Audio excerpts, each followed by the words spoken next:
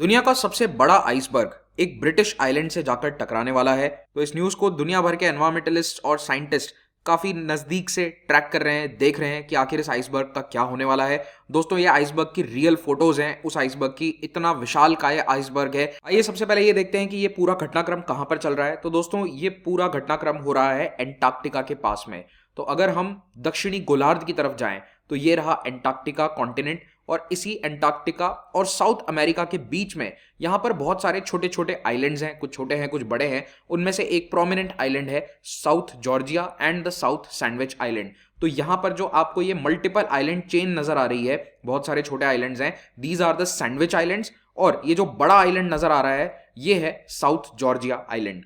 और ये दोनों ही ब्रिटिश ओवरसीज टेरिटरी है, यानी कि ब्रिटेन का यहां पर कंट्रोल है, सॉवरेंटी है। हालांकि ये इतने दूर दराज और इतने इनहॉस्पिटेबल प्लेसेस है कि यहां पर कोई बहुत बड़ी जनसंख्या नहीं रहती है, टेम्परेरी पॉपुलेशन रहती है, क्योंकि आप देख सकते हैं ये पूरी तरह से बर्फ से, ग्लेशियर से ढका हुआ है, एक रॉकी आइलैंड है। By the way, in islands के नाम के पीछे भी एक इंटरेस्टिंग हिस्टोरिकल फैक्ट है। Because I am a history teacher at the heart, मैं आपको ये फैक्ट्स बताता रहता हूं। इन आइलैंड्स का नाम रखा गया था after the 4th earl of sandwich. तो ये वही सैंडविच परिवार है जिसके एक व्यक्ति ने सैंडविच का आविष्कार किया था, ऐसा कहते हैं। और उन्हीं के परिवार में एक जॉन मोंटागू नाम का आदमी था। 18वीं शताब्दी में ये ब्रिटेन के बहुत बड़े पॉलिटिशियन थे और उनकी नेवी वगैरह के भी हेड रहे थे। तो उस समय इस व्यक्ति ने जेम्स कुक की यात्राओं को स्पॉन्सर किया था। ये वही जेम्स कुक है जिसने ऑस्ट्रेलिया, न्यूजीलैंड, कई एरियाज को सो कॉल्ड ढूंढ निकाला था।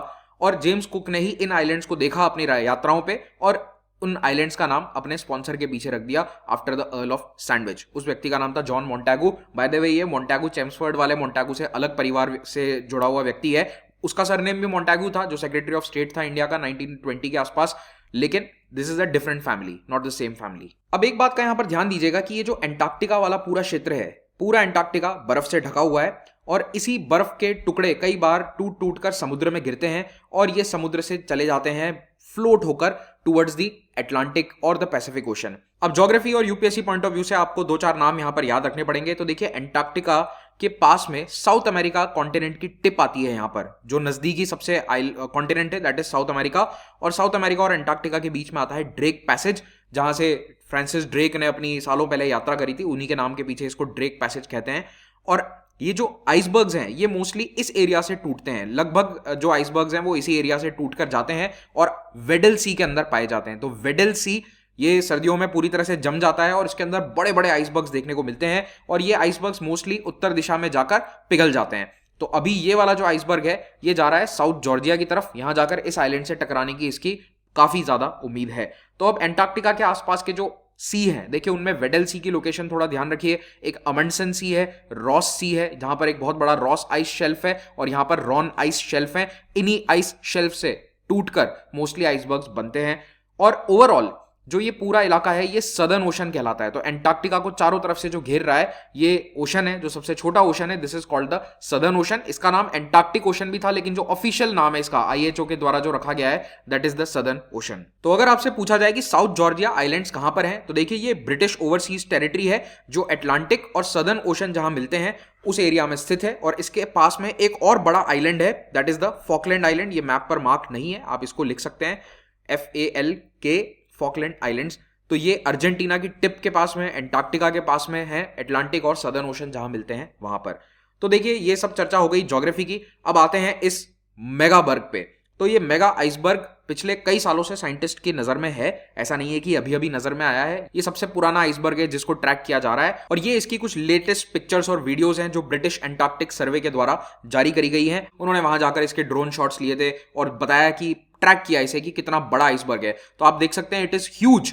ये ऐसा लगता है जैसे game of thrones web show से कोई सीन निकाल कर ला दिया गया हो। तो जब ये विशालकाय आइसबर्ग एक आइलैंड से टकराएगा तो उसके क्या दुष्परिणाम हो सकते हैं ये हमें भी नहीं पता, क्योंकि आज दिन तक ऐसा क्रैश देखा नहीं गया है इतने बड़े स्तर पर। मेरा नाम है डॉक्टर महिपाल सिंह राठौड़ और मैं अब वर्ल्ड अफेयर्स चैनल पर पढ़ाता हूं। जो लोग मुझसे अभी जुड़े हैं प्लीज चैनल को सब्सक्राइब जरूर करिए।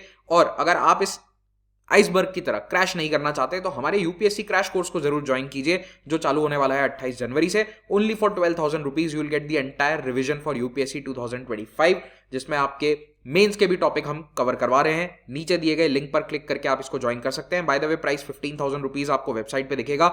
महिपाल कोड का इस्तेमाल करने पर ही ये प्राइस 12,000 रुपीज आने वाला है। और हमारा कल यानी 26 जनवरी को ऑल इंडिया मॉक टेस्ट आ रहा है। आप इस मॉक टेस्ट को भी दे सकते हैं। आपको पता चल जाएगा कि आप कितने पानी में हैं, क्या आपकी तैयारी का स्तर है देश के अन्य एस्पिरेंट्स के मुकाबले। तो इसे भी जरूर ज्वाइन कीजिए, पहले कमेंट में इसका लिंक आपको मिल जाएगा। अब इस आइसबर्ग को ट्रैक करने के लिए साइंटिस्ट क्या कर रहे हैं, सैटेलाइट्स का उपयोग कर रहे हैं। तो नासा के बहुत सारे सैटेलाइट्स हैं जो एंटार्क्टिका पे मॉनिटरिंग करते हैं। उन्हीं में से एक सैटेलाइट से ये इमेजेस हमें क्लियरली देखने को मिल रही हैं। और ये आइसबर्ग जो है ये बहुत पुराना आइसबर्ग है। इसका नाम भी है, जो IHO और नासा जैसे ऑर्गेनाइजेशंस हैं ये इनको नाम दे देते हैं। तो इसका नाम है A23A।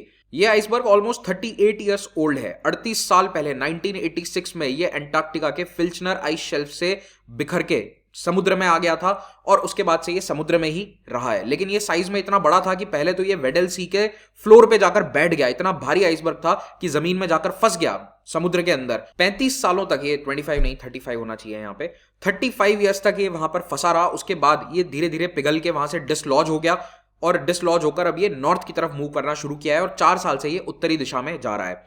इस आइसबर्ग का साइज क्या है, रफली 4000 स्क्वायर किलोमीटर्स। अब मैंने देखा कि कई बड़े बड़े मीडिया आउटलेट इसको बता रहे हैं कि ये केरला की साइज का है। तो ये केरला की साइज का नहीं है भाई साहब। केरला का एरिया 38,000 स्क्वायर किलोमीटर से भी ज्यादा है।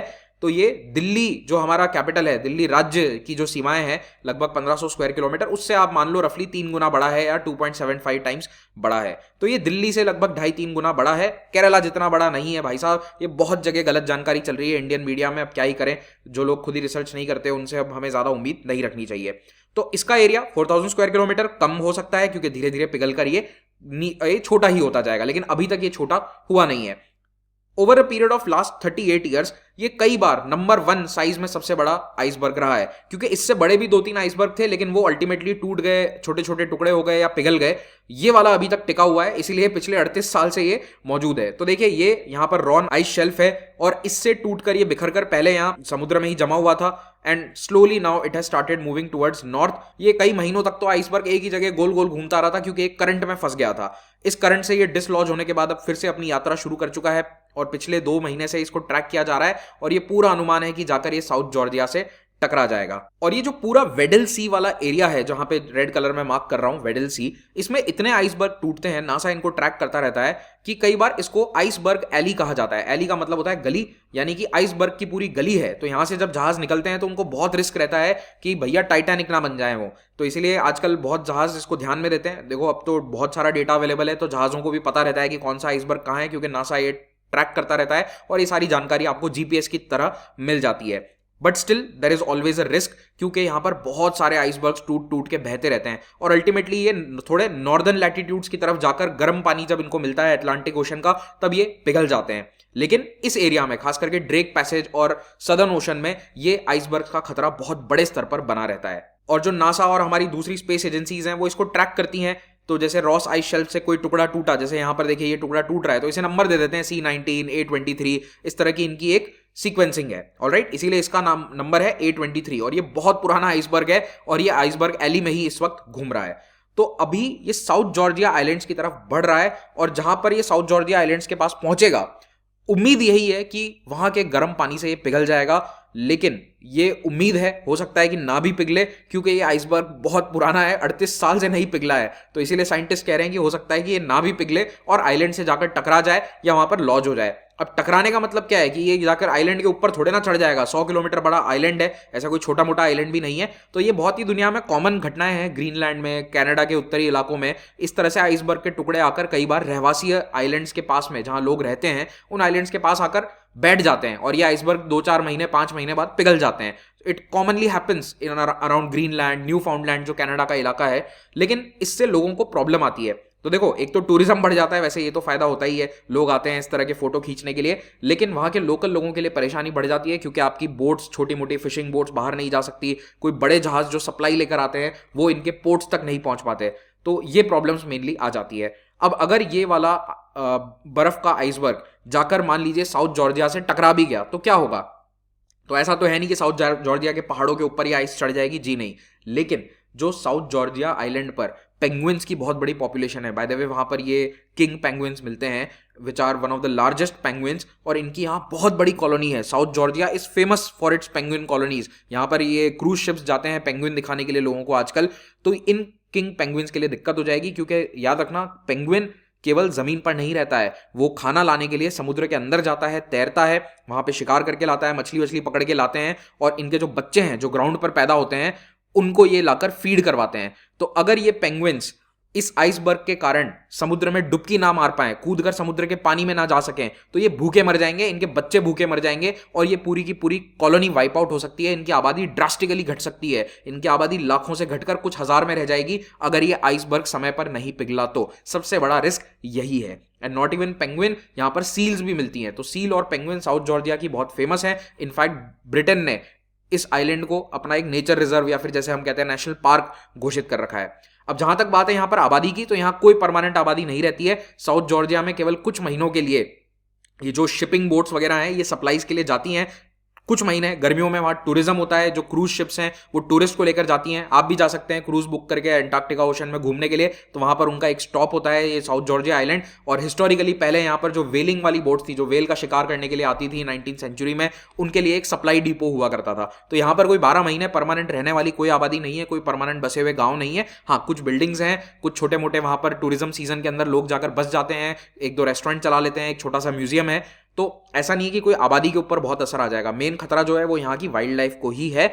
बट दूसरे इलाकों में जहां पर लोग रहते हैं उन गांव में अक्सर इस तरह के आइसबर्ग के कारण सप्लाई और फिशिंग की प्रॉब्लम्स आ जाती हैं। तो देखते हैं आने वाले कुछ हफ्तों के अंदर ये क्या रहता है। जो भी अपडेट होगी मैं आपको बता दूंगा। याद रखिए, अनअकैडमी का कोई भी कोर्स अगर आप परचेस करना चाहते हैं स्पेशली फॉर 2026 या 27, तो आप हमारे अश्योर्ड कोर्सेज के साथ तैयारी कर सकते हैं। और इनके कुछ टर्म्स एंड कंडीशंस है जिनको ध्यान से पढ़ लीजिएगा, अश्योर्ड का क्या मतलब होता है।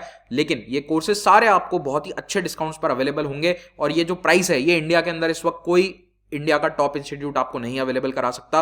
ये प्राइसेस महिपाल कोड लगाने पर आपको सभी मिल जाएंगे। हमारे सारे अपकमिंग बैचेस की डिटेल्स आपको नीचे दिए गए लिंक पर मिल जाएगी, इस फोन नंबर पर मिल जाएगी। तो फोन करके आप आसानी से बैचेस के बारे में पता कर सकते हैं। Thank you so much, have a great day.